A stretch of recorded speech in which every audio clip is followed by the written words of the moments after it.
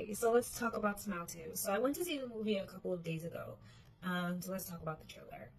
I've seen a lot of people saying that the trailer for this movie was actually much better and more enticing than the first Smile movie, and I disagree.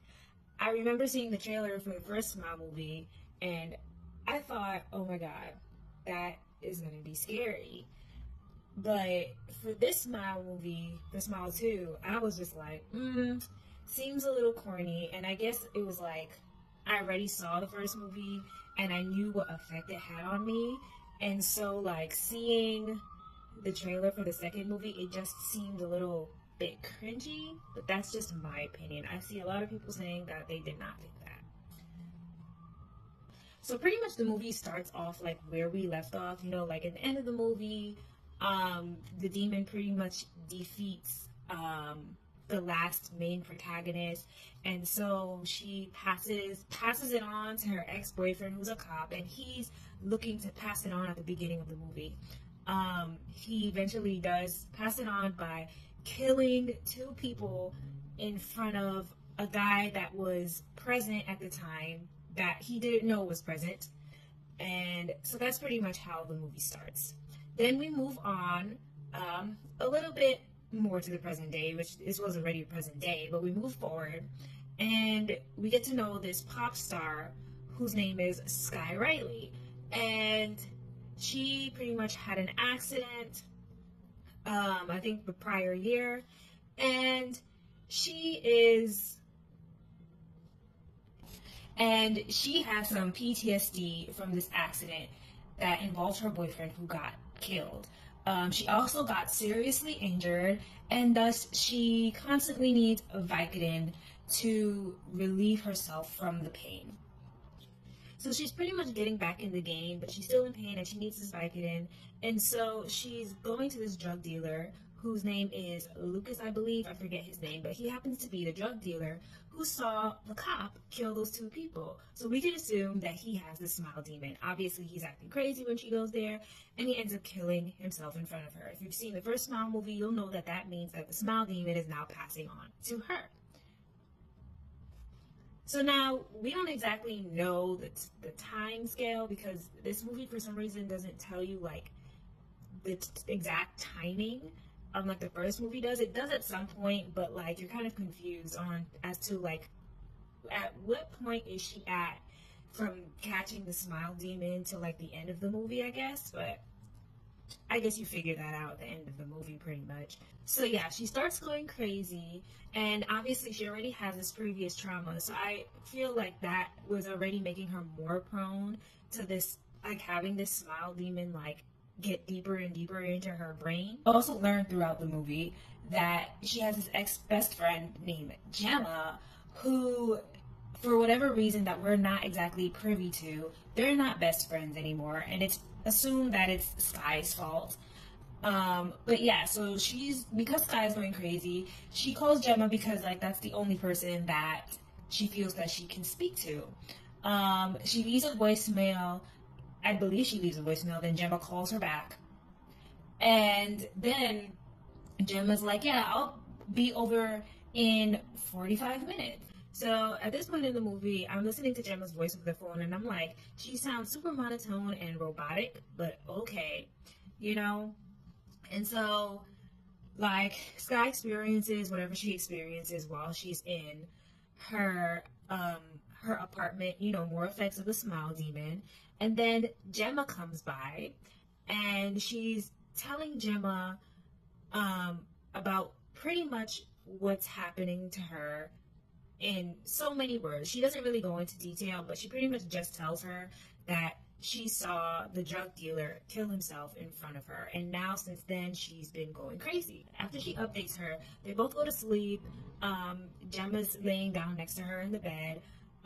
Sky Riley has, why did I say her full name? But Sky Riley has this nightmare, right? And then she looks over at Gemma, and Gemma's wearing the creepy smile face, right? She falls off the bed, and then she sees that it's morning, and Gemma walks in with 2 cups of whatever tea for her. And then Sky's like, oh my god, I'm late for whatever she was supposed to go to.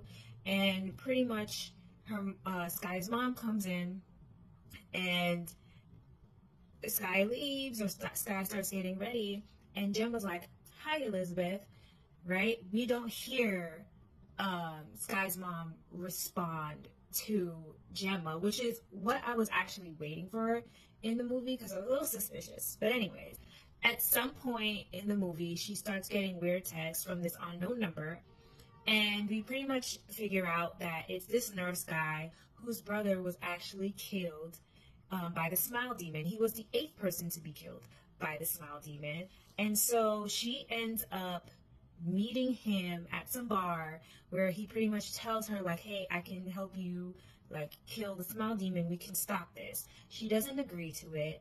But, you know, fast forward through all of these events, she eventually does agree to it. And I guess pretty much why she does this is because at some point she ends up in this rehab facility where her mom, which is Cuckoo Bananas, like doesn't really care like how much her daughter is in. She still wants her to go on this tour that is being planned throughout the movie.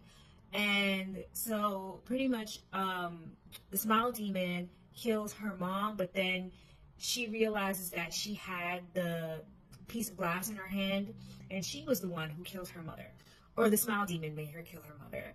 And so she pretty much escapes the hospital, won't go into detail. She runs out, she sees Gemma, and Gemma's coming to visit her. She's like, oh, where's the car that brought you here? And she takes the car from the Uber driver, taxi driver, whatever, and she's about to go by herself. And Gemma's like, no, I'll come with you, ride or die. So Gemma hops in the driver's seat, and as they're driving, Sky gets a call. And on the call ID, it's, yeah, you guessed it, it's Gemma, right? And so she's like, you know, and Gemma's pretty much like,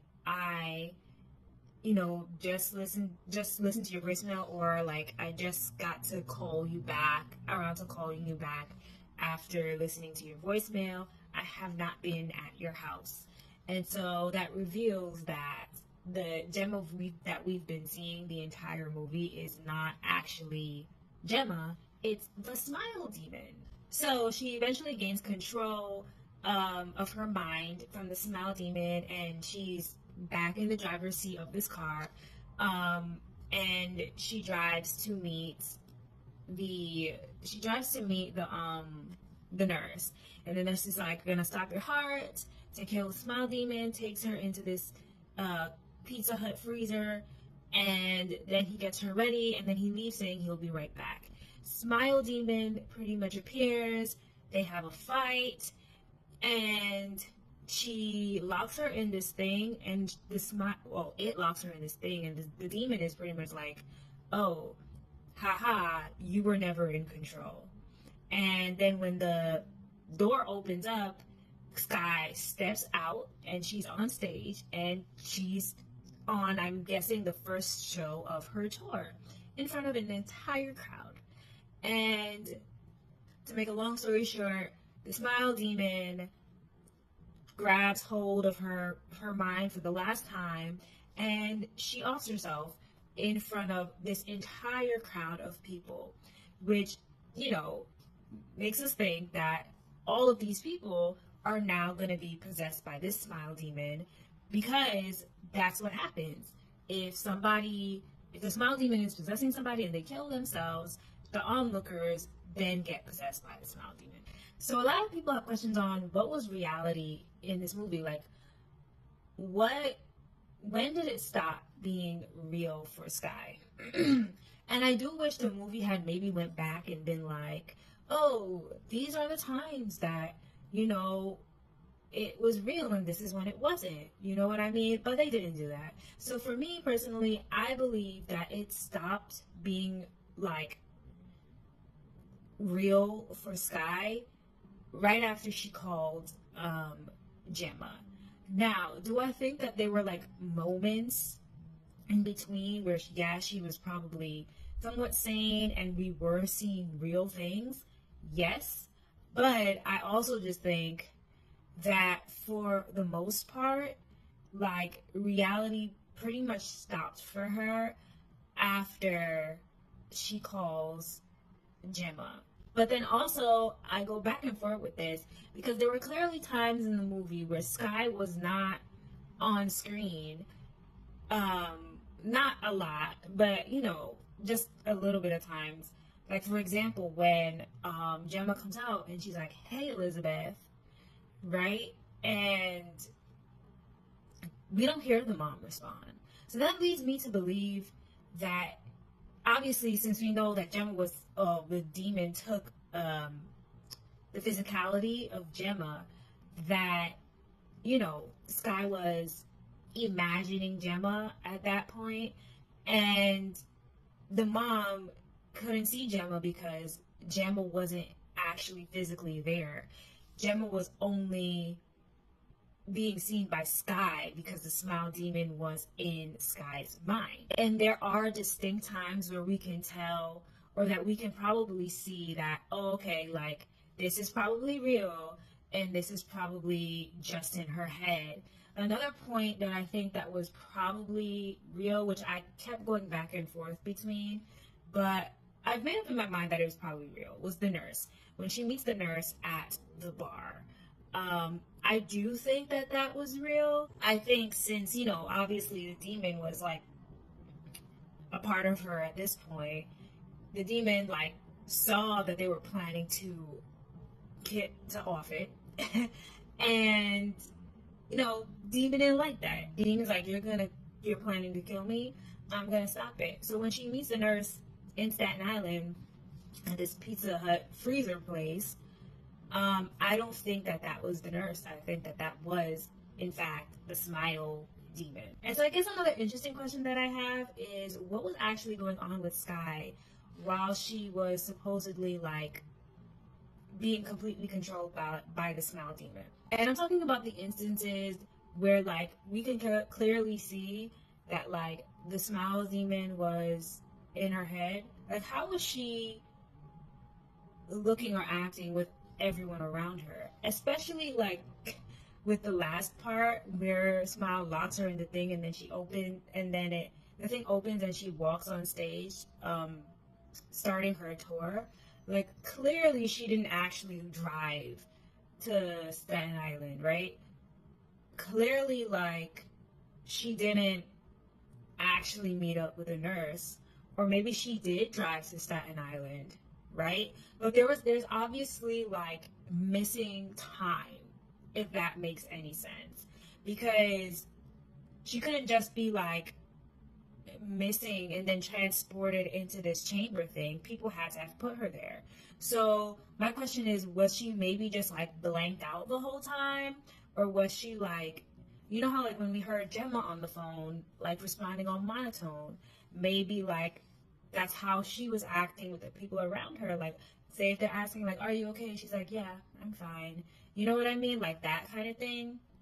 So, it would be interesting to, like, know what was going on there, I guess. Yeah, I just wish the movie that just gave me just a little bit more. Like, I do like the questioning of certain things. But just a little bit more would have been nice. So, did I like the movie?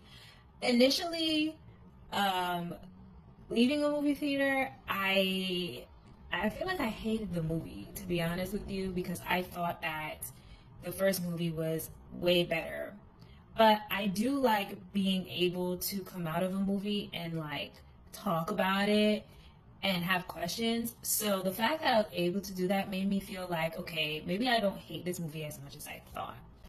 Also, I did like how they did certain things. I did like oh, you weren't in control, for the entire movie, because I know in the first movie, they kind of did that like towards the end when she thought she could be the demon and then she didn't. But I like that it was pretty much done like for the entire movie in this one, and then we were told at the end like, no, you're not in control at all. Like you've pretty much been going like back and forth. Also, I liked how I guess her mental health kind of played into this. I feel like because everyone's different, the demon's gonna affect them differently. And I feel like she went crazier than the lady in the first film. And I think that's because she had so much trauma. And the demon was able to take more of a grasp on her than, say, the first woman, even though the first woman did have trauma. I also liked the cinematography in this movie. I liked how it looked.